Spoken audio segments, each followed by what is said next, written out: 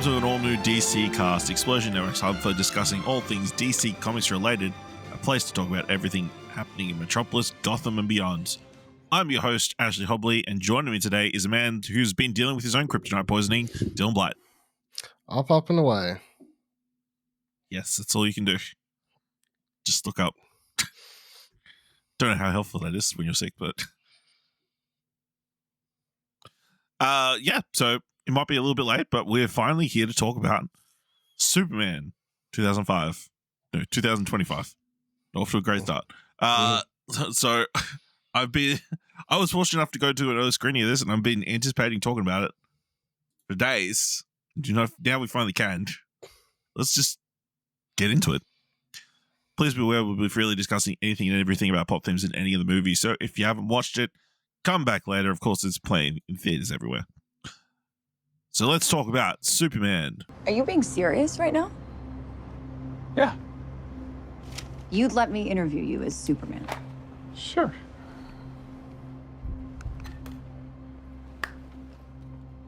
Ready? Let's do it, Cronkite. Superman. Miss Lane. Recently, you've come under a lot of fire for I what know, some it's might... a lot of fire, It's but- a lot. Today, the Secretary of Defense said he was going to look into your actions. That's funny? My actions? I stopped a war. Maybe. Not maybe. I did. In effect, you illegally entered a country. This is how you're gonna be? I'm not the one being interviewed, Superman. Did you consult with the president? No. You seemingly acting as a representative of I the wasn't United States representing will anybody cause more except for me. problems around the world. And doing good. I would question myself in the same situation and consider the consequences. People were going to die.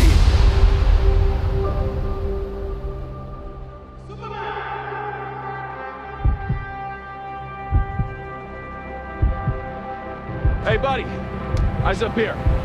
Directed by James Gunn, written by James Gunn, based on characters from DC, starring David Corenswet, Rachel Brosnahan, Nicholas Hoult, Gathegi, Anthony Carrigan, Nathan Fillion, and Isabela Merced. When Superman gets drawn into conflicts at home and abroad, his actions are questioned, giving tech billionaire Lex Luthor the opportunity to get the Man of Steel out of the way for good. Will intrepid reporter Lois Lane and Superman's four-legged companion Crypto be able to help him before it's too late? So like I said, I'd seen it early, and I put my early initial impressions up. And I wrote, Superman is a non-stop fun-filled delight. Corenswet is fantastic, and his version is sure to kill the idea that the character is boring. Hoult gives the most accurate depiction of the modern Lex Luthor and gives one of the great comic book villains' performances. So I clearly loved it. I've already went and seen it a second time. I loved it that much. It's just, just very much my type of movie. I really enjoyed James Gunn's take in the character. I love Crypto. I love, all the look, the hope, the slight political leanings of the film, the slight takes you could take on interpretations you could read into things about the film. So I enjoyed it. But Dylan, you're someone who has been down on the Guardians of the Galaxy films. I can't remember if you actually enjoyed the Suicide Squad. I love How do you that feel? movie. Yeah, no, what are you talking about? Yeah, it's been a while. What did you think of Superman?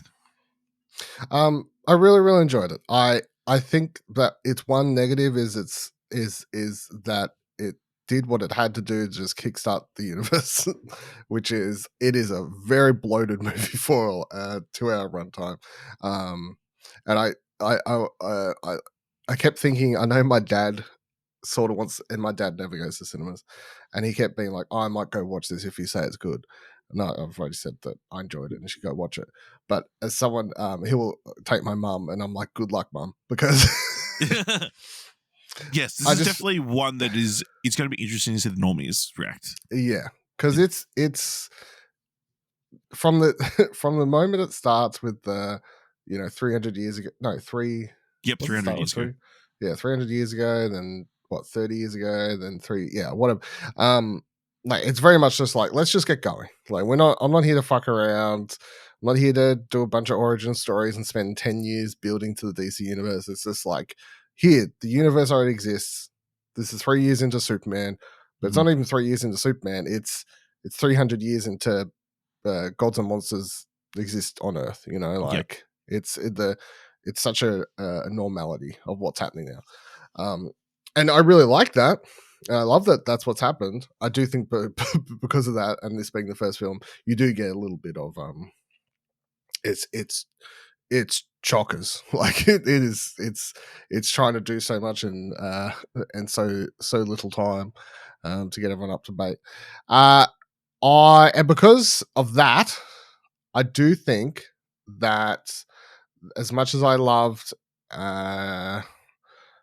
David, is it Corenswet? Corenswet, yep. Corenswet. And Rachel Brosnahan's relationship and the thing as Superman Lois, I do think we do get shortchanged of potentially another one or two scenes I would have liked. I just sort of would have preferred this movie to be half an hour longer and like fit in the time to allow those characters. We get that one really good scene, obviously, where they're arguing about being interviewed, and then we get a shorter one afterwards. After the tape is released of his tape, when translation, they're fighting a giant starfish outside or whatever, which is very funny. That's just such a normality. Which again, I was right, wasn't it? We was talking about the trailer, and he was like, "What's that in the background?" And I was like, "No, it's like Green Lantern's fighting something." So he's like, he doesn't care about it. Yeah, I was like, he doesn't care. So.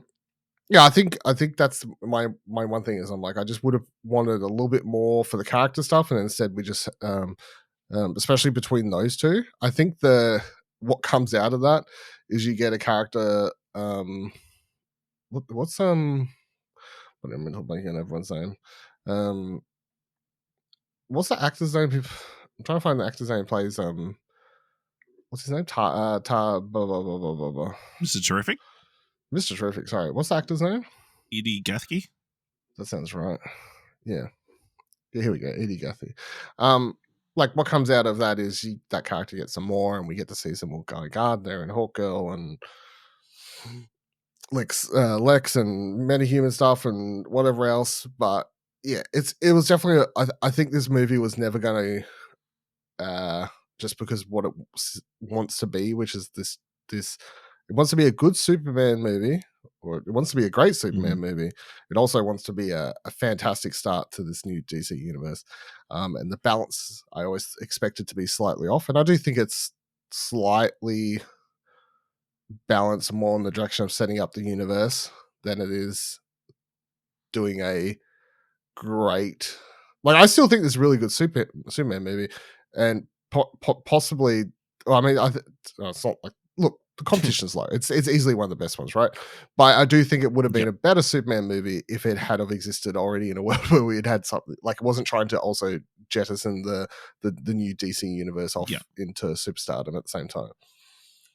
But overall, really enjoyed it. Yeah, that's good to hear. So this will be a positive discussion. To that, I would say two things. That one, I feel like, thankfully, the bar is not set too high for these films. You know, imagine if this came out, this was like the best Superman movie that was ever made, and then it's like, how do we continue this DC universe after this? It'd be pretty tough. But also, I don't feel like any of the world building stuff felt unnecessary. It didn't feel like it was shoehorned in. It felt like it was necessary to plot into the world, and I feel like you wanting more of Lois and Clark, bodes well for a sequel. Yeah, it's not like I feel like any of it would be more intimate. Yeah, I don't think any of it was forced in or anything like that. Anything that was here made sense for this film, but deep down a lot of it exists to enlarge. Things can do multiple things at once. Yeah. But I think that's the key thing. It didn't feel. Watching the film didn't feel like it was world building. It just felt like it was just part of the world that the movie was set in. So I think we're all very grateful that we didn't get another origin story, start from the beginning and work our way up. Yeah, I thought this time we just kind of run through the characters and then go through the plot. So, starting off with Superman, how'd you feel about David Corenswet? Obviously, this is our 7th Superman I think that we've watched. No, Reeve, Kane, Wellig, Routh, Cavill. I can feel really bad for Superman, the lowest actor, but him. So I guess 7th. This one much more hopeful, a little bit more, impulsive, I guess, or like more. Well, I guess human is the easy word to use, but like he is maybe a little bit naive to a lot of the worst of the world, despite being a journalist and that kind of stuff. So yeah, what do you think of this interpretation of Superman? Yeah, really, I like it. I think it's the closest to, I guess, like 2010s Superman, like comic books 2010s, whatever you want to call current version of Superman. The most recent runs of Superman. Yeah, ever since Rebirth, I guess. More recent, like ever since then, he's sort of. I think this is more in line with that. I think he did surprisingly I know I should have picked it in the trailer, but I do think that the slight hair change between Superman and when he's Clark sort of works weirdly. It does look a bit different. And I enjoyed him playing both roles. I think he's really good as Superman. I enjoyed the banter, the little remarks, I guess, between stuff and whatever else. But no, would you he agree was there was really not good. enough Clark? Like that was one thing that was also like, I mean, there's just that one scene like Daily Planet where he is Clark. No, I mean, yeah, that's what I mean. Like like I would have liked more Clark and Lois, not Superman and Lois. I guess is my Yeah, I completely agree with that. That's when I didn't mind once I finished the film, but then I saw some of the point it was like that's the only scene he's Clark in. Like that's kind of weird, but I guess it makes sense that for James Gunn, who maybe is really not into the secret identity kind of thing. So it also means like after a certain point in the movie, it's just like he's captured. He's at the farm. He's on the it's just like sort of roller coasters after a certain point that you wouldn't get there. But I would have liked to see a little bit more before. Yeah, I love this version of Superman. I think funny and naive, and I think the key line that again I saw somebody point out, like this is the key line in the movie. It's like they're talking about crypto being abducted, and I'm just going to turn myself in because it's the best way to find the dog. And he's like, he's not even that good of a dog. Yeah, I really like that line. The way he delivers that line too. It's not even that good of a dog. But he could be lonely. He's lonely and scared. So I got to go find him. And I feel like that really hits at the home of the character. Lois, I think Rachel Brosnahan does a great job. I've seen people opinion swayed on whether she was underused, underutilized, or not, wasted. I've seen some people use, but I thought she was used really well. Given what we've seen of Lois's throughout history of like playing mostly the damsel in distress, she was very much a part of the story and like also bringing her journalistic mind and like was not just kowtowing to Superman the entire movie as well. No, I thought she was great. I guess similar. The only thing I'd say is I would have, if we could have got a little bit more Clark, I would have liked to have seen maybe something of her at the same time where you'd at least seeing her solving or putting together a story that isn't Superman related. Because like you very quickly understand, Lois, very quick-witted, like very smart, very like outgoing, doesn't let any shit stand in the way. You get all that, but again, just I would have appreciated just a little bit more. Just give me a little bit, just something showing her solve something else that isn't Superman, because I kept trying to separate what I know of the character to what's sort of shown, and I'm like, if you don't know the character, do you understand that? Yeah, no, that's fair. I think it's also weird that she just automatically assumed her house was being broken into instead of, my boyfriend Superman is who can. Maybe she lives in a rough neighborhood, man. I don't know. That's true. Maybe she does. Rough part of Metropolis. Mm-hmm.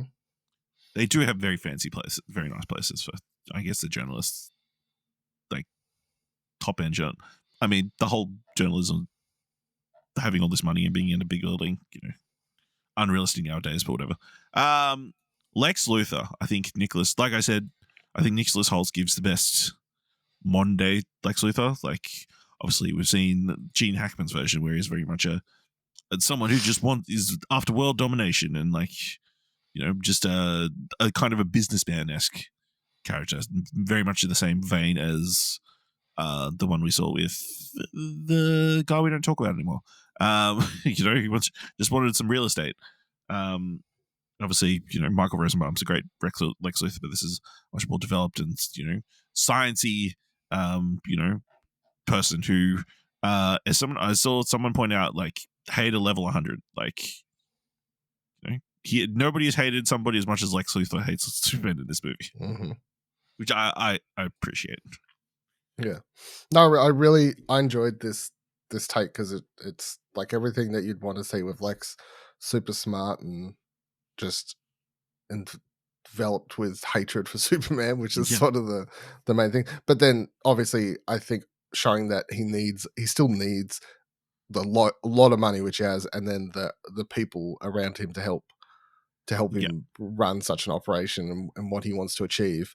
And even showing the people within that trying to turn against him when he does certain things. And I appreciate the dynamic of everyone sort of around Lex, and you very quickly understand how smart he is when it's like he's developed a fucking Street Fighter combo system with 237 moves, B7. Like, which is such a cool setup for the start of the movie.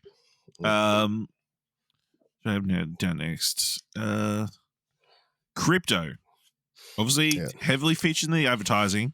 Mm-hmm. How do you feel about the use of crypto? Was he too much? No, loved him. Good boy. Good boy. Yeah, very good boy. Mm-hmm. No complaints. Yes, I appreciate that even he had kind of this mini arc of he had a purpose overall for being here, other than just set up another movie. And obviously, this emotional foil for Superman as well. So, but yeah, he comes in at the end and like gets one of the great hero moments of the film. So, I don't know why people complain about the use of crypto. Who knows? He might not even in the next movie. I mean, he might be in another movie by the looks of it. I don't know. Yeah. So, the Justice Gang. I think depicted as great as they possibly could. I think of the three, Isabela Merced's Hawkgirl is probably doesn't get as much as the other two. Yeah, have you seen these people making complaining about the screaming? It's like she's fucking Hawkgirl. What are we talking about? I guess she's like it's a music. She's a hawk. It makes sense. Like, that's what she does in the comics. It has a fucking onomatopoeia or whatever. Yeah. But yeah, I mean, perfect heart. Nathan Fillion was born to play Guy Gardner and that dickish Green Lantern. I think they did a great job of depicting the Green Lantern abilities and that kind of stuff. Much better than Green Lantern. Reynolds, yeah. And then Mr. Terrific arguably comes out of this film with the highest stock rise.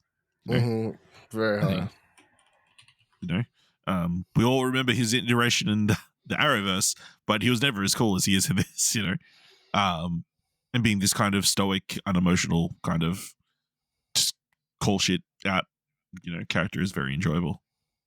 So I thought, and obviously he gets arguably the coolest action sequence, like the most James Gunn action sequence in the entire movie, with the T-spheres on the island, on the beach. So. No, he was fantastic. A character I've never really I was like, whatever. Like anytime you see that Mr. Terrific in anything, you're like, okay. Like, I don't really. It's like, yeah, okay. I can't say I've ever cared. Like I don't know where his massive popularity has ever come from. Maybe one of the animated shows I've never watched or something like that. But I've never fully been like, I get this character. But after watching this, I'm like, oh, this character's pretty cool, So it comes. That's a good question. I don't know where his I think it's just because he is one we said is like one of the major black characters who's not. Yeah, they're like lightning powered. So but yeah, I think he's great.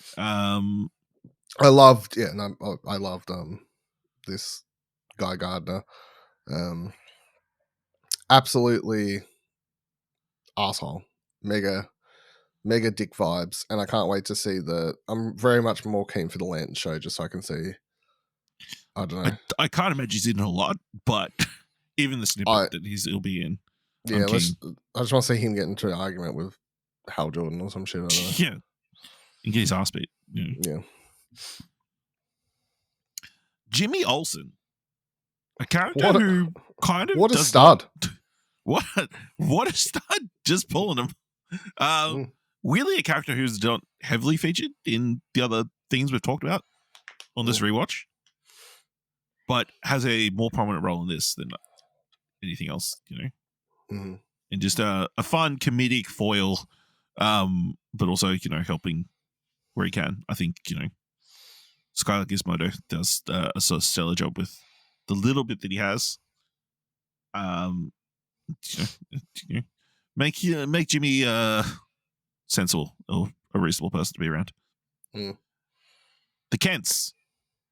I think they've gone full Southern, I guess, is the yes, more so than they have ever been. I think gone before you. Yeah, which I sort of appreciate because it feels more realistic.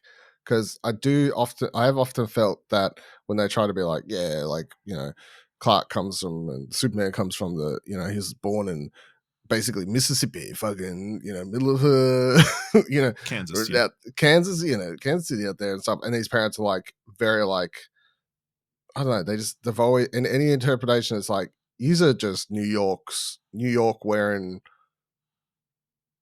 farmer clothes. I think in the two most prominent recent versions, maybe not so much in like the original or in some of the TV series, but like at least anything I've watched. I mean, it's hard to go.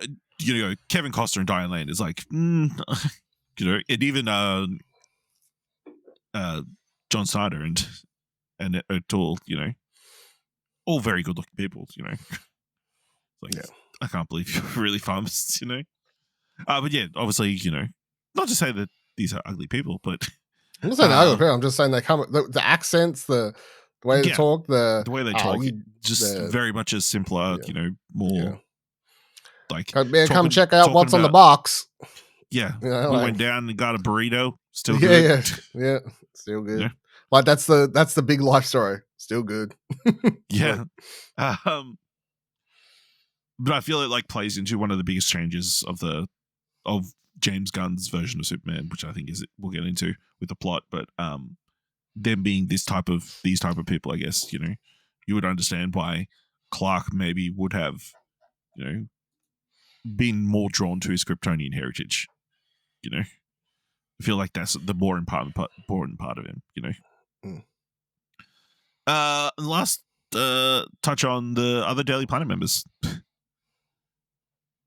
Didn't get a lot, but what we did was enjoyable. I don't. Nobody really stood out. I mean, Beck Bennett is the sports reporter, gets a couple of great lines in, and gets some good comedic bits. But other than that, again, she's voicing that fucking One Piece character season 2. So just find wild. Yeah. So, Wendell.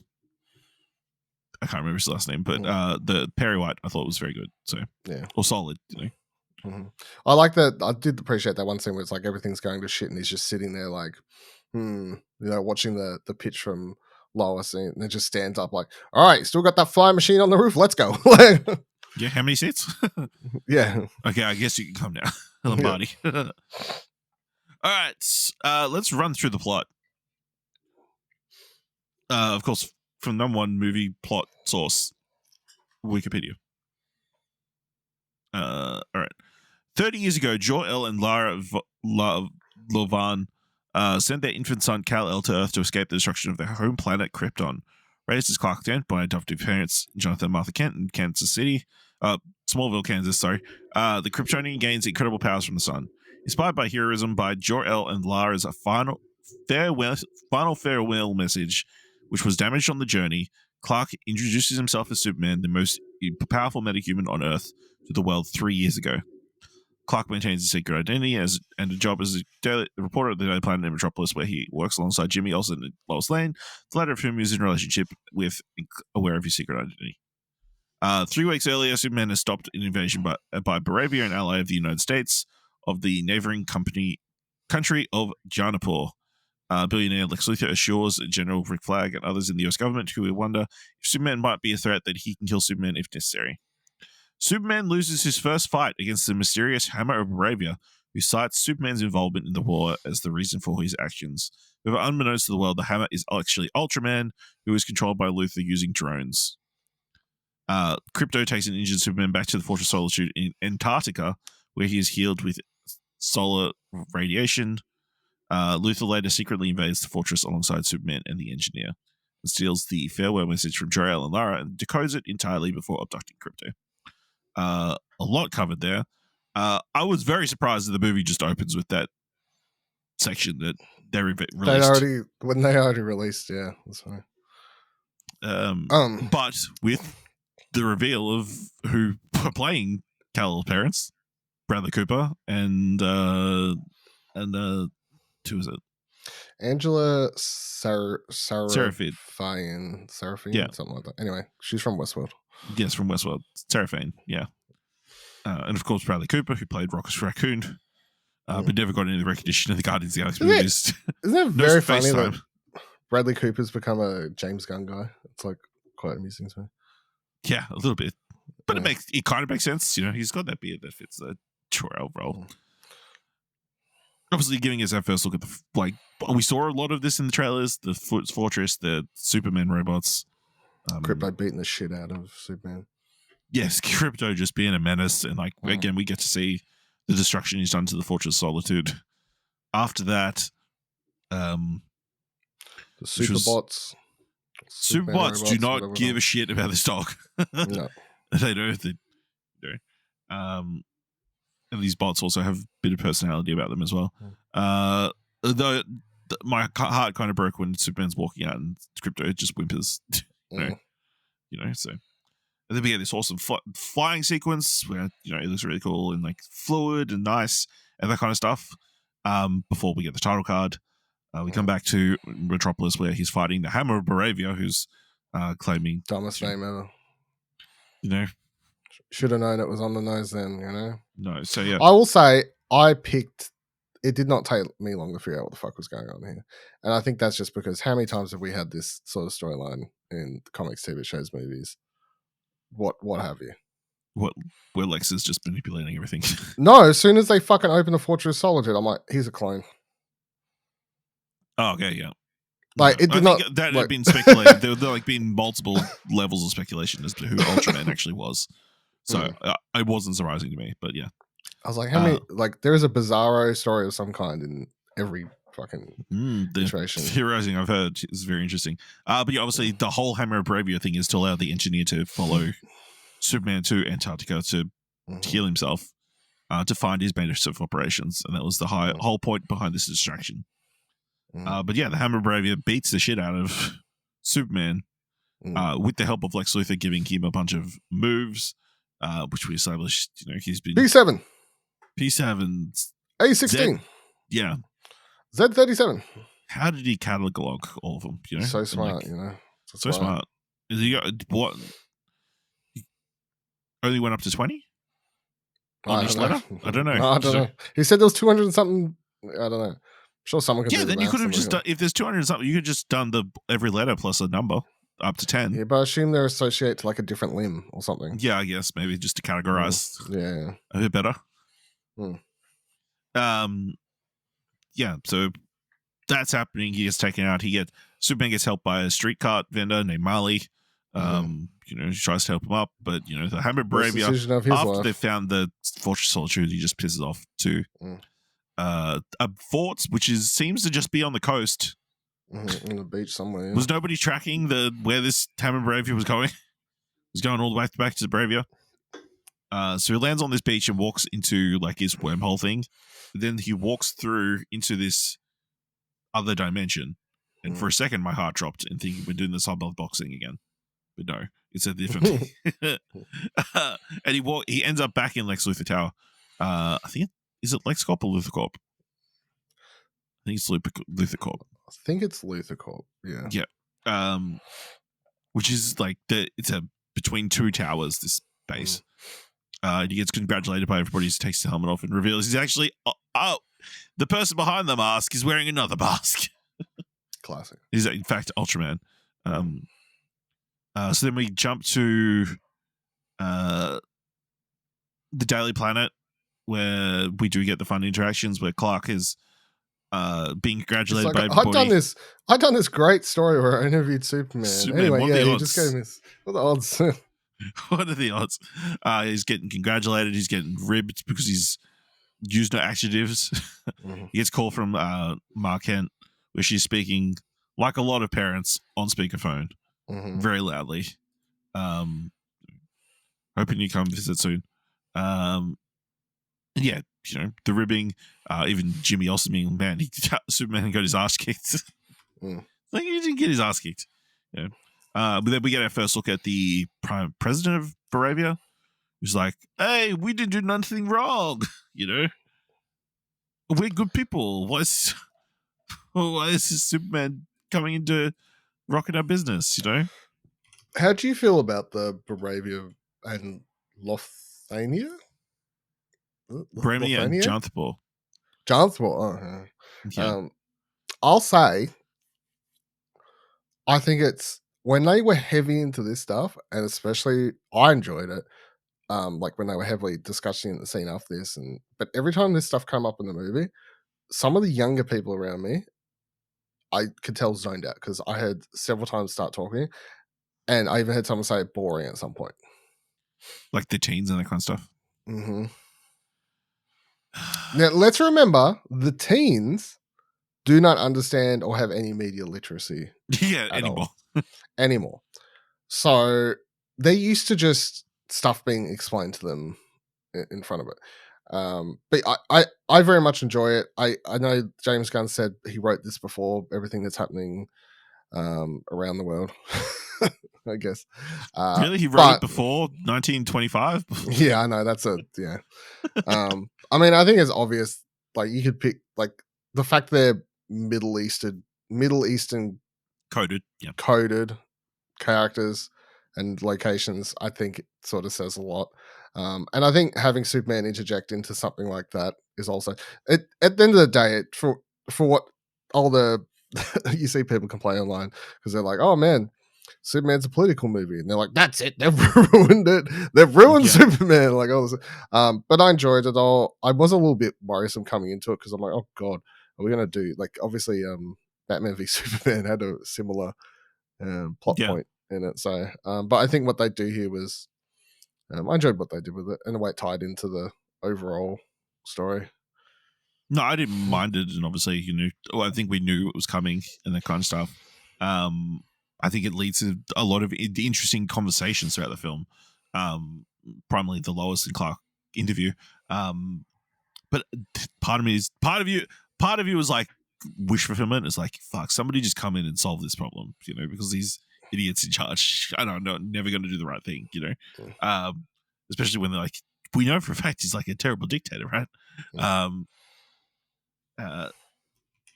It's interesting because obviously the Creature Commandos TV show had a similar thing where like someone was going to try and invade another country, and so the Creature Commandos kind of get involved to stop that, But that was sanctioned by the United States government, so it's a little bit different.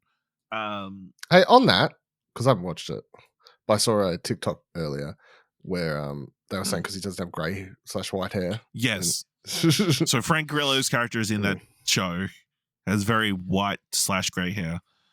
Frank Grillo's reasoning for not having grey hair is he had another role, like back to back to this very quickly. Which, fair enough, yeah. It's like, whatever, He nearly, well, spoilers, he nearly dies in that show. So, he's like, I need to feel young again. I'm going to dye my hair. Big deal. Okay, yeah. That's my take on it. Yeah. Because I haven't watched it, and I when I saw people complain, like someone complaining, I'm like, that's such a like weird thing to, because you could literally just say, you could easily just be like, he dyed his hair between that and that. Yeah. Whatever. Want to be younger. So, yeah, so we Daily Planet. I believe then we jump to. Then we go to the Lois and Clark at home. Yeah, at the apartment. Oh, maybe they go to the fortress. It doesn't matter. We can just do it in this order. Yeah, we go to the apartment. We have this. It's apparently been dating for 3 months. So Clark is making her put her favorite breakfast for dinner, which is apparently actually Clark's favorite. Everything in threes. 300, Important numbers. 30, 3. Yeah. Important numbers. 3 is an important number in the DCU. Trinity. True. Good point.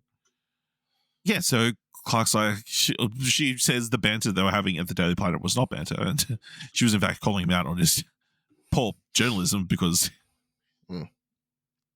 he shouldn't be interviewing himself. So he playfully offers to let her interview him, which she takes up straight away, and he kind of reluctantly accepts. And we one of my favorite scenes of the movie of them going back and forth during this conversation, and Lois coming from a very unbiased, straight down the middle point of view. And the constant like stopping, him wanting to stop and like debating on what's on the record and what's off the record, but very much coming down to why do you think you as a person can just go to this other country as a person who represents the United States and kind of stop this war, and coming down to people are going to die. Is as simple as that. Mm-hmm. And all these things were just in the way of stopping him saving people, which I think is a very interesting take on Superman. And like the kind of Superman you actually want, who really doesn't care about some of the laws. Yeah, he's not thinking about any political ramifications at all. And when he's screaming, people were gonna die. Like that's all he cares about. I mean, he did visit the president in the Capitol and then take him out into the middle of the desert and stuck him like up against the cactus. But sounds like he deserved it. It wasn't torture. The spikes were very small. It's only torture if you're trying to get something out of it, Yeah. Mm-hmm. And he didn't want to get anything out of it, So, yeah, that whole back and forth, and then the whole thing about him getting a lot of heat on social media, and like people are turning you on social media, which is a great setup for later in the film, and him being called #super shit, which he apparently is the one that hurts the most. And he what was the line? Superman doesn't have time for selfies. I'll take out the bit where you make up like sound bits for yourself. I did enjoy the payoff for that later with the monkeys as well. Yes, very good. And yeah, then Lois, they have their fight. Lois is like, I never thought this would work, and they kind of just leave it on that. Very depressing. Yeah, so then we get the invasion of this Fortress of Solitude, where yes, they suddenly are able to make the Fortress of Solitude appear. I wonder how that was possible. They take out all the robots. The engineer is, engineer's interesting enough. Like, as this person who's like filled with all the nanobots, but like as a character, kind of very boring and dull. I think, as people have correctly pointed out, like has one of the worst pieces of dialogue, and like, yeah, he's an alien. That's why I gave up all my humanity to stop him. Mm-hmm. Like, kind of explaining her motivations for letting Lex inject her with a bunch of shit. So, of course, this is on the back of the Lex meeting with the defense secretary, with his Planet Watch to bring Superman in, and they're like, Superman's too popular. He can't do anything. It would look bad for the government, So he comes here to the Fortress of Solitude looking for dirt. Also, I appreciate that. Like, why do you like him more than dislike him more than other metahumans? He's like, he's a fucking alien. Like, yeah, they're fine. And then later though, he's like, oh, he's so much worse than those other metahumans. He hates them all. Yeah, he just. He hates everybody. It feels like Eddie. Yeah. I think one of the lines, like, anytime I mention the same sentence as like Galileo of Newton or Einstein, to get fucking violent at the back of my throat. So it says a lot about the character. But yeah, the engineer cracks into the Superman supercomputer, is able to find the message and able to repair it. So they're able to get the second half of the message.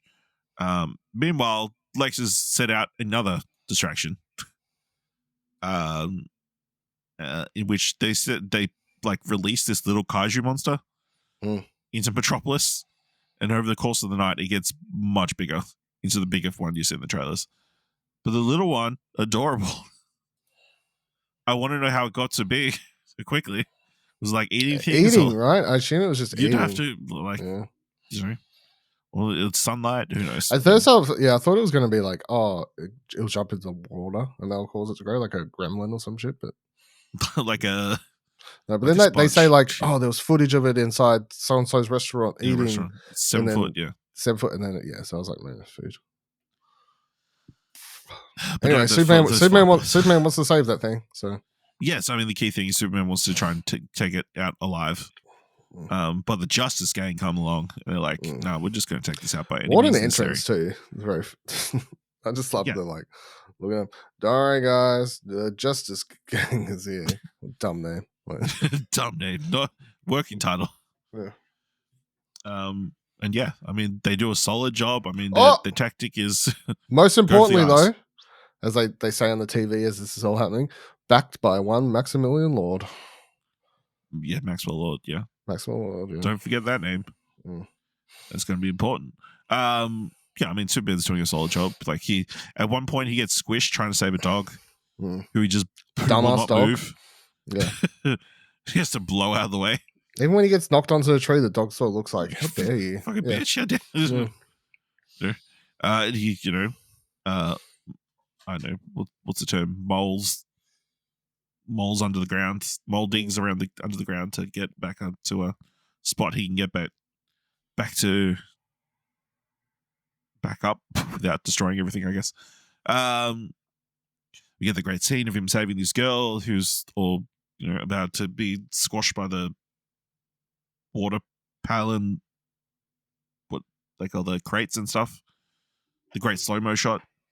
What else? Ultimately, like Hawk Girl's going for the eye, and it's like that's not working out too well because she's also getting blinked at the same time. It's like I'm gonna get blinked. That part where the green light adds the fucking like eye fucking jabby thing. Yeah, like, good lord. the Are you trying to take this thing?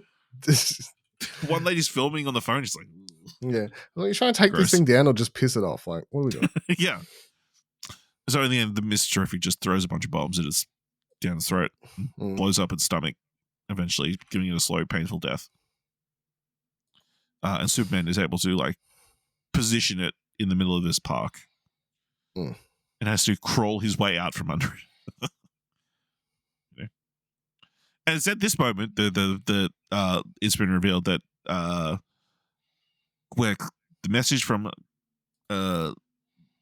Jor-El and Lara gets revealed, and it's not the nice message that we think it was at the start of the film, where it's like, we sent you, our planet is dying, we sent you to this planet called Earth, be there, be a good person, that kind of thing, is the way Clark has interpreted it. It is, I think, like I said, it's this is the one thing he cherished, is like, this is the one most important thing in my life, like this message, because it means it's from my parents, it's the only thing I've got of them. He's holding these people on such a high pedestal. And then it's revealed the second half of the message, where it's like, listen, if people come across your path, just lord over them, make sure to have many wives so you can spread our seed, can keep the Krypton generation going. It's like, fuck. As many people pointed out, like kind of Viltrumati, so that is probably the biggest change this version of a law change for this version of Superman, which I think is like very interesting. Do you reckon we're setting up to? I mean, obviously he's cast actors for the roles, but and semi-prominent ones. Do you reckon we're going to get more in a sequel or something else? Potentially, I mean, people have pointed out ways that they could potentially save Jor-El and that kind of thing to come back. I think it would be even cool that, like, instead of like a General Zod, it's Jor-El in that kind of role.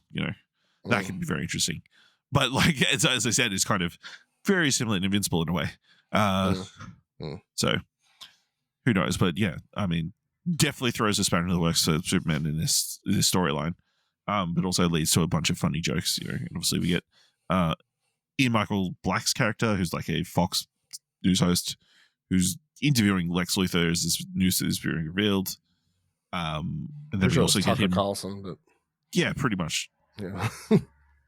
It's like, these are aliens. I'm scared. And also the fact that it gets like, they're pretty much like, how much did you believe? Oh, it's going to be revealed. This is going to be a doctored thing later in the movie, or did you just believe? As soon as Mr. No, Turfy's, I believed it it's as been soon authorized. as. Yeah, I believed it as soon as Mr. Terrific said it was. Yeah. Yeah. I was like, it's just such a surprising decision to make. I was ready to not believe it, but when he said that, I'm like, no, I feel like this is the character that's, yeah. Going to tell you the he's truth. saying yeah. So, yeah, so Superman rocked, everybody's upset. We get the shot of someone throwing Candy's head. Which I feel like the marketing for this movie has actually been quite good in that we didn't really know what was happening in the movie. And like a lot of it was surprise. Like we had hunches as to what certain things were, but like a lot of things didn't fit the way that we thought they were going to fit. Like we thought that was going to be like tied into like the war stuff, but not the case. So it's really interesting that obviously the world has kind of turned against Superman in this moment. And then this Hawk girl points out, like, how to get the footage. So Superman flies straight back to the Fortress of Solitude, and I think this is a really great thing, like, the small thing, but, like, the footage of him flying back to this time, very different to the footage we see of him flying at the start of the movie. Like, hard cut, like, very, very much like Man of Steel, where it's, like, very difficult, like, the process of him flying back. Only to come back to find all the robots destroyed, Ford like sticking a fork in his head, and Crypto nowhere to be found. So then we get our first confrontation between Superman and Luthor. Where's that dog? Where's the dog? Throwing a little bit of a tantrum. Of course, Michael Ian Black's in here as well. And Lex Luthor's playing it super fucking coy, cocky. He mumbles in that one part like ugly dog in a cape. What'd you say? No. What? Yeah. Yeah.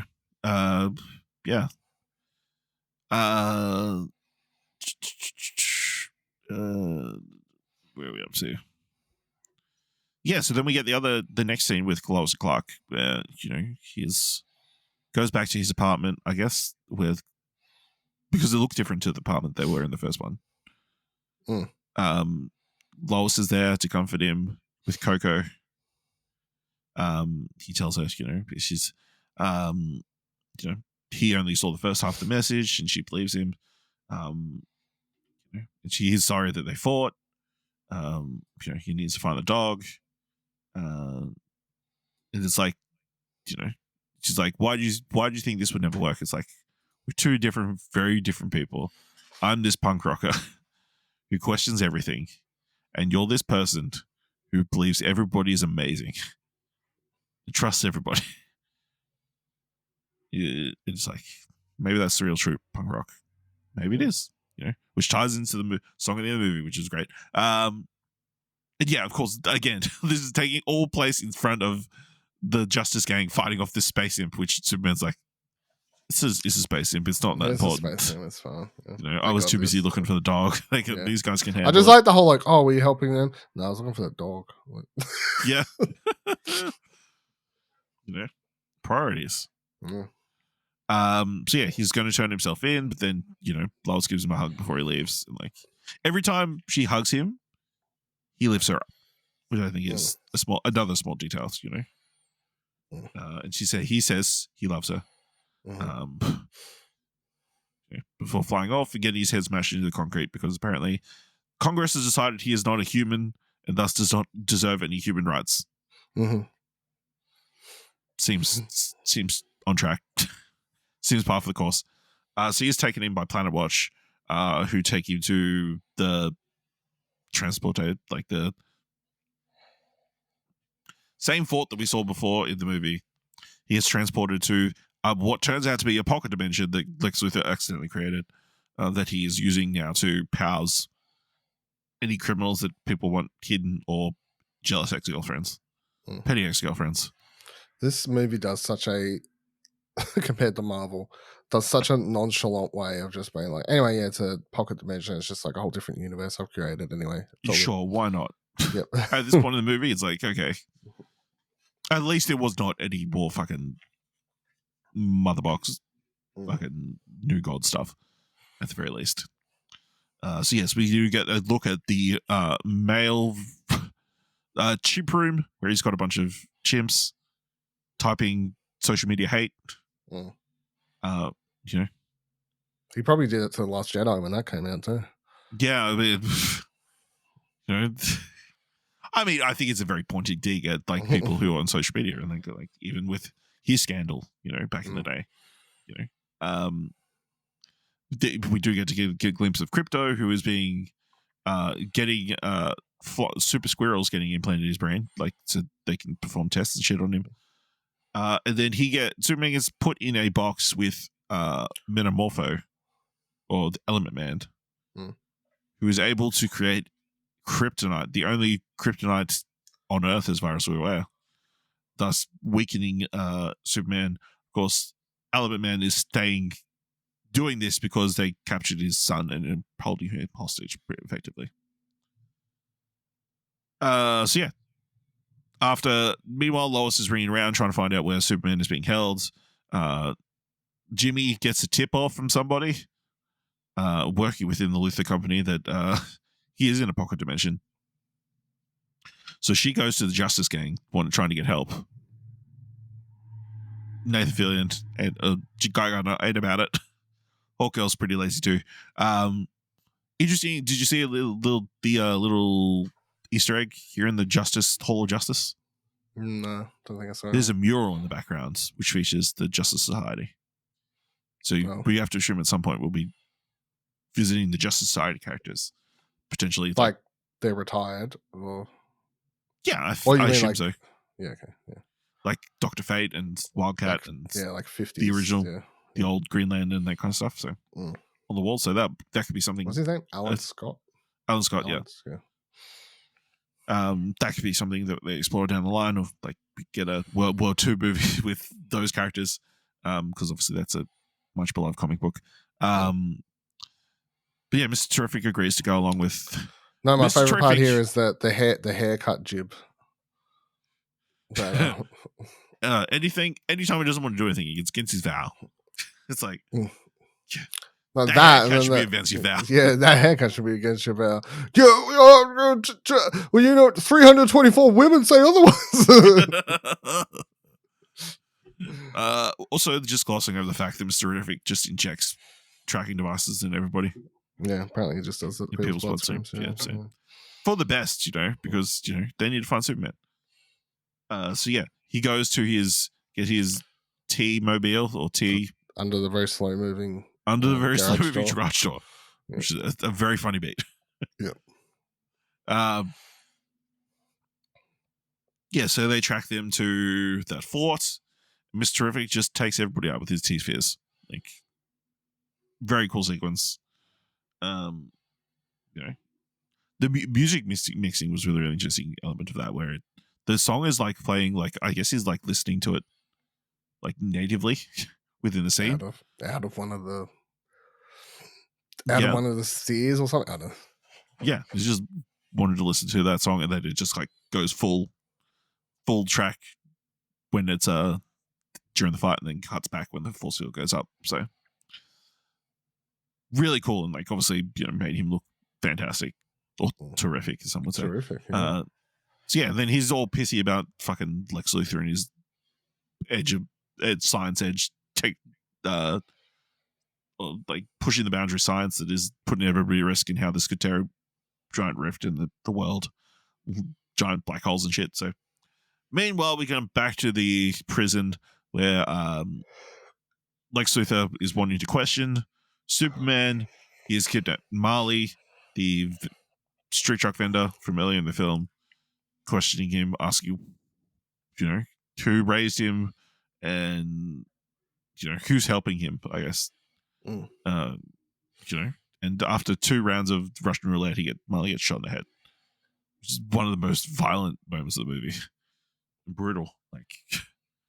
And of course, this sudden death moves Element Man to do the right thing. Stopped fucking Superman with the kryptonite, and this is like, hey, and when Superman isn't suddenly better after being subjected to kryptonite for like 24 hours. It's like, oh, there's no sun in here. Element Man is able to fucking do nuclear fission and create a tiny sun within their little box without killing everybody. And Superman's able to save Joey, little baby. Also, the dude looking after little Joey did a shit job. Was not paying attention, taking a nap. To be fair, you wouldn't have. You thought it would. What are you gonna do? Yeah. Like, really, what are you gonna do? You snap that kid's neck and then be like, no then you've got no leverage at all. Then we get a sequence of them going around this pocket dimension. Superman gets trapped in this proton river. He has to hold Joey the entire time because Element Man can't hold Joey while also transforming at the same time. Which I guess was one of the problems. His problems being in there. They rescue Crypto, who is really not much help through this sequence. But they are fighting off a bunch of Lex Luthor's raptors and like almost get sucked into a black hole. But luckily, Superman is able to blow them away. Yeah, I'm saying this is a complaint. I don't really care. Whatever. I don't really care. It's not. It's a fun. What did you think of the look of the Pocket Universe? I've seen people like pretty down on it. It's fine. I thought it was fine for what it was. It served the purpose that it needed to serve us. So, so they're able to escape after they get Mr. Terrific's T-spheres, find them within the pocket dimension. The ones that Crypto doesn't destroy. Yes, Crypto has taken a liking to the spheres, believing they're toys, and destroys all of them eventually, much to Mr. Terrific's disappointment because they are expensive. Like, dog! Damn, dog. Damn. But Superman is still suffering from kryptonite poisoning, so Lois takes him back to Kansas in Mr.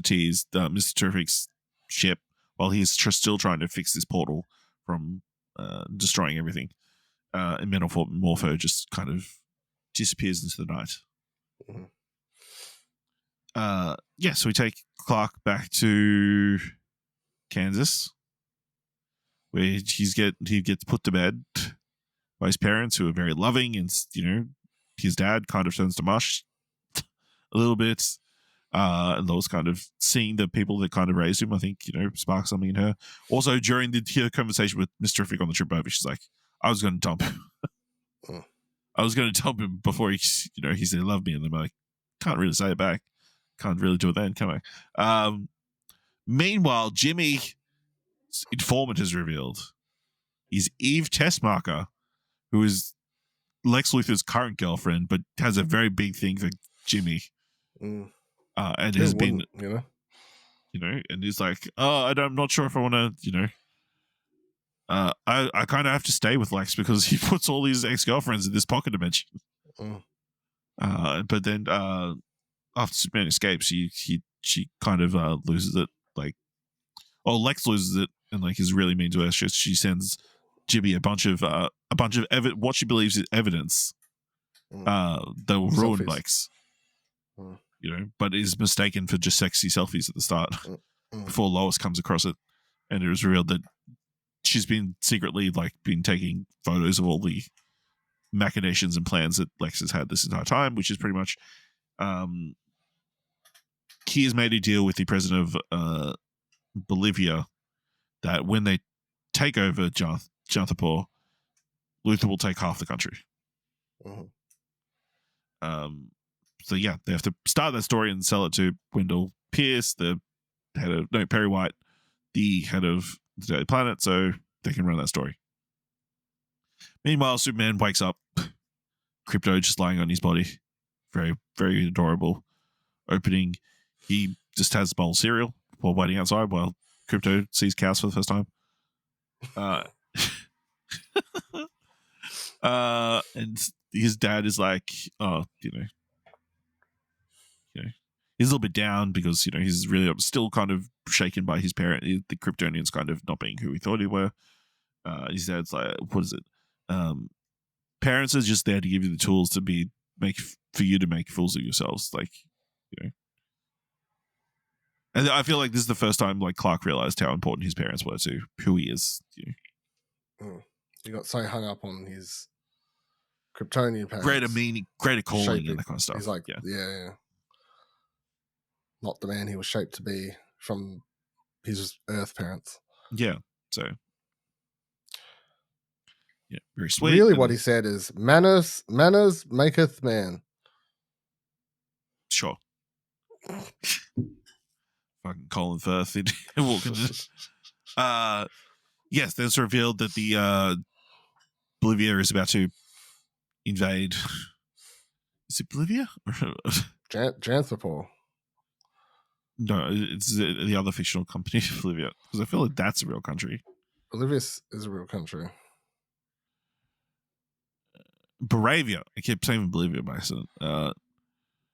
Yeah, so Moravia is about to invade, and these little kids are putting up the flag, asking for Superman to come. Superman wants to go to Moravia to stop the war. That's about the invasion that's about to happen, because there's a bunch of tanks and shit, and they've got like some knives and not anything that'll be super effective against them. But Lex is like let loose a giant rift that's heading straight from Metropolis, so that has to take priority. So Superman heads to Metropolis to try and break this rift, but then Lex, everybody's evacuating, and he saves a few people. He stops this giant skyscraper from crushing this one lady in a car that stalls. There's a beautiful shot of him like flying in, like all this dust is coming up, debris and stuff. Yeah, pretty good shot. And then he gets attacked by Ultraman and an engineer who, like, this is the moment they're going to try and kill him. With Mr. Terrific. Mr. Terrific gets taken out pretty quickly here. So it's 2-on-1.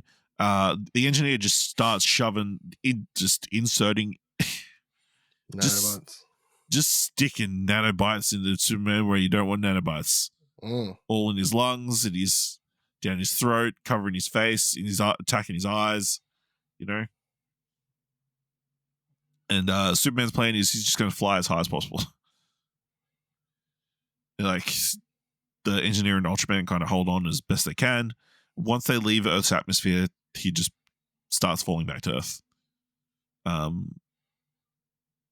And I guess the plan is he's going to knock out the engineer. Well, that's the ultimate thing that happens, Yeah. His plan is to knock her, like, she'll go down. She will go down, yeah. So, yeah. It looks pretty at the very least, or like, and then him just pulling all like nanobites out of his throat, like fucking gross. Yeah, so they've like in some sort of subway or something that, the Ultraman is also getting up at the same time Superman is getting up, and it's revealed Ultraman is a clone of Superman. It's David Corenswet, but with longer hair. There's apparently not enough time to give Ultraman a haircut at any point. Or they don't know how to give Ultraman a haircut. Or he never takes the mask off. That too. A lot of options there. But yes, it's revealed that this Ultraman is stronger but dumber. He's dumb. He's dumb, but that's why Lex is there, giving all the codes and the numbers so they can take him out. And he looks like he's going to defeat him. Beat him up, like he is beating him up real bad as his major rift is coming through, and it seems like he's going to kill him. But then Superman's like, "Hey, brains over brawn," the thing that Lex just said. I have a dog.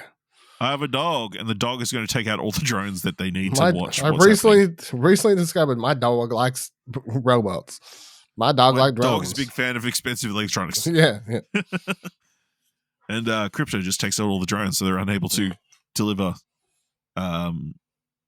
instructions. And then Superman just ends up throwing Ultraman into a black hole. Terrible fate. So now that they've taken out all the henchmen, they fly straight to Lex Luthor's base of operations, which is like a flying section from their tower that's broken out that they can like kind of get around in. And they stop the black hole. Meanwhile, in Yanapur, as the Baravian invasion is starting, the Justice Gang show up and stop everybody from, or the rest of the Justice Gang at least, with Metamorpho, come in and stop them. Gargan like fucking throwing tanks everywhere with middle fingers. And Yeah, Gargan is just throwing up middle fingers to everyone. Beautiful. Very funny, yeah. Just beautiful. So then, Lex and Superman have one final face-to-face, and Superman's like, it's, I'm as human as anybody else. It's my humanity that's my greatest strength. And like, despite having powers, I screw up all the time, and all this beautiful speech. And like, Lex is not having any of it. Like, stop being so patronizing, you piece of shit. And like, it seems like he's going to go as his great final villain monologue. And then Crypto comes on and starts throwing around this office full Hulk in the Avengers with Loki moments, while Superman is trying to stop him from pretty much killing Lex. But that moment played huge in my crowd audience. Yeah, very funny. It's like, Side note, what was the audience like? Size? Yeah, side-wise. When it was Sunday night, probably, I don't know, a bit below half, maybe 40%. Okay. I mean, obviously, the first time I saw it was full. The second time I went to a much smaller, like a 50-person theater, but it was probably 2/3 full. But at 10 o'clock on a Sunday morning, so that's pretty good. Although obviously this is actually a pretty funny movie, I'd say. I think that's something that's also been, I've seen some complaints about, like maybe it's too funny. Maybe James Gunn needed to cut back, like putting in jokes when he maybe didn't need to, and that kind of thing. But my second audience, I very rarely heard any laughs. Maybe that's because it's like all internal and will spread out enough to like, it's like, but seeing it with a massive audience, like you hear all the. I would say I think I laughed more than my crowd. Like this was one of those rare occasions where I found myself laughing at things, and then like sort of noticing that I couldn't hear anyone else laughing, and then being like, like cause it's like, I get the reference and like that kind of thing as well. And that kind of stuff. So so everybody, Mr. Terrific's able to stop the rift. Everything kind of comes back together. Everybody is, all the people in the pocket dimension of prisons have been released.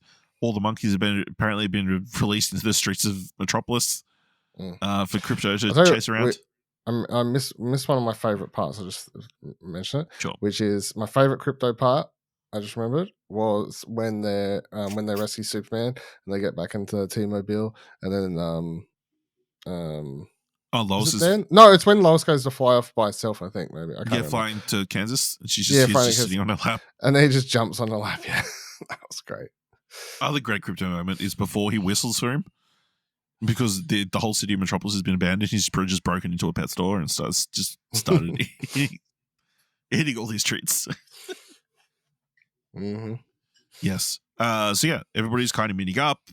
They published a story about Lex Luthor, which is why his thing has been revealed, and he's being shamed by the entire world, which I've seen some people point out is incredibly realistic, because as we know, all billionaires being shamed for their actions doesn't actually do anything. Mm-hmm. But I guess he was actually doing illegal stuff as well that he's getting arrested for. So yes, take this bald bitch to the girl reef.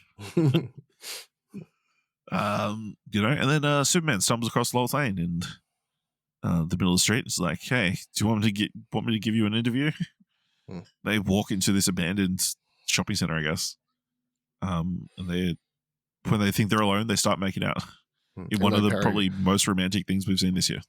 And they Perry White outside that. How long those two been together? And Jimmy's like, about 3 months. Yes. So Do you think they know that Clark is Superman? No. So they just assume Lois and Superman together. Yeah, because they show that like they haven't made the relationship public. Like she says that whole thing to him, like, oh, But it's always Jimmy Clark was in the robbing- interviews, though. So how are Lois and Superman connected? I don't think they think that Clark's Superman though. Like Okay. that's the whole like they can't be publicly together as Clark and Lois. That was the problem, I guess. If I don't people know. that. I'm torn on either way, but I think it's a possibility that they know who's Clark is Superman. Yeah, And then Jimmy, Eve Tessmacher Maybe. comes and maybe they're a man of the cloth. You know, man of the cloth, yeah. Yeah. Jesus, it's fucking. Another one of my favorite scenes, Jimmy, when Jimmy is trying to get this information from Eve, is like, if I send you this, we can hang out this weekend, right? Yeah, this is how long Just for? the several beats of silence. Yeah, It's like, how all long? weekends. Oh, weekend. Oh, Jimmy, I can't believe it's such an inconvenience for you. Yeah, I've got plans. The fact that she's got her and he's got her in his phone as mutant toes. It's like, Yeah, that's the thing that's throwing him off. you don't have mutant toes. You just You've got a lot of other features that are super features that people find attractive. Yeah, so we end on that beat, and then we jump to Superman back at the Fortress Solitude. Well, I'll tell you what this film does. It does it instead of saving an after credit scene for an after credit scene. Yeah, it just it does should- the fucking It does it during the film. just does an epilogue. Yeah, Yeah, he's back at the Fortress Solitude. The robots have a lot of the robots have been rebuilt. Floor is still there, but he wants to be called Gary now. fair enough. And he does call him Gary, and he's credited in the movie as Gary. And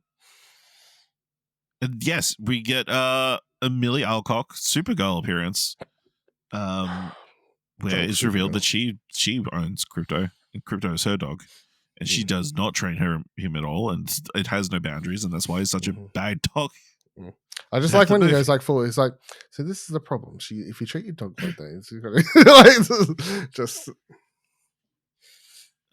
I feel like this was a little bit like exposition-y because he pretty much explains like the premise of Supergirl and the next movie.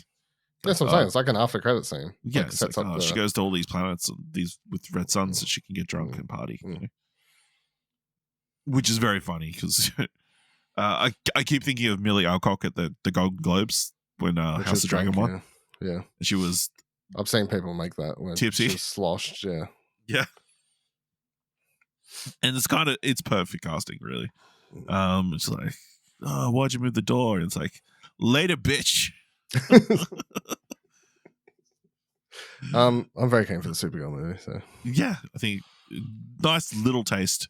I really need to finish reading that comic, that run, but it is very interesting. Something that happens early and that could like make people upset, given how this movie's played out. So, it's not a direct adaptation anyway. So no, I'm sure they'll change things, obviously. And then obviously we get, and then they're like, oh, do you want us to put a message for your parents? It's very soothing to him, and this time it's like vision of his actual human parents.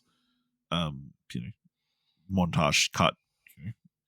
And then we get the credits sent to Punk Rocker by Teddy Bears, which is a callback to him saying, "Being nice is very punk rock." Very delightful. We get a small minute credit scene where it's the shot of Superman on the moon with Crypto. And Crypto kind of looks to hug him, and then an end credits stinger where it's just like they're looking at one of these buildings that have been put back together. They don't quite line up. Superman's like, it's a little bit off. And Mr. Tripping's like, it's not perfect. What do you want me to do? he's like, what's he saying? I'm such an I'm so mean to people sometimes. I'm so terrible. So terrible.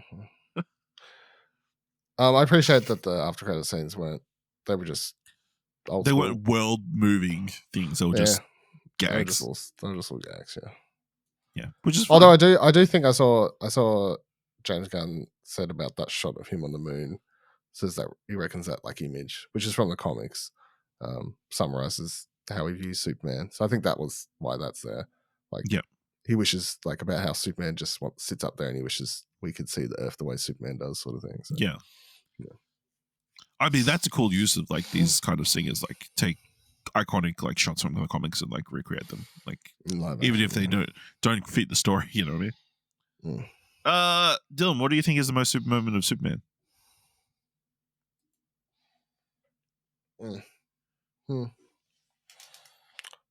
Superman. There's all super stuff in this movie, hey? Hmm. It's crazy considering it's called Superman. That's hard. I'm gonna say just that's sort of boring, is it? But yeah, fine. I'm just gonna go with him. I'm just gonna say him handing himself in. Yeah. It's the most super. Yeah. Okay. It's the most Superman in the super. Yeah. I hadn't even thought this through before I was this. I mean, there was a terrific fight. I feel like is the best. It's the highlight of the movie. I feel like so. I'm gonna have to go with that. But I mean, any conversation between Lois and Clark, delightful. So it's very funny.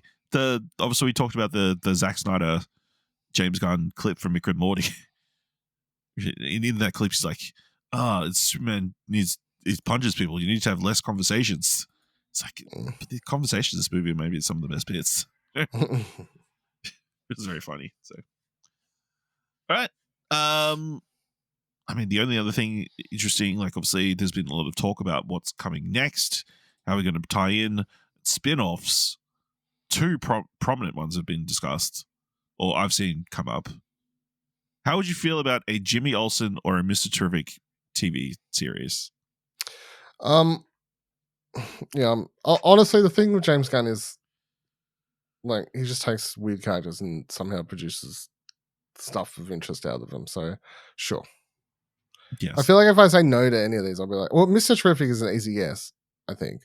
But Jimmy Olsen, I'm like, I don't know. But then next thing it'll turn out it's like this one of the best sitcoms of the year or some shit. Like, what do we know? Yes.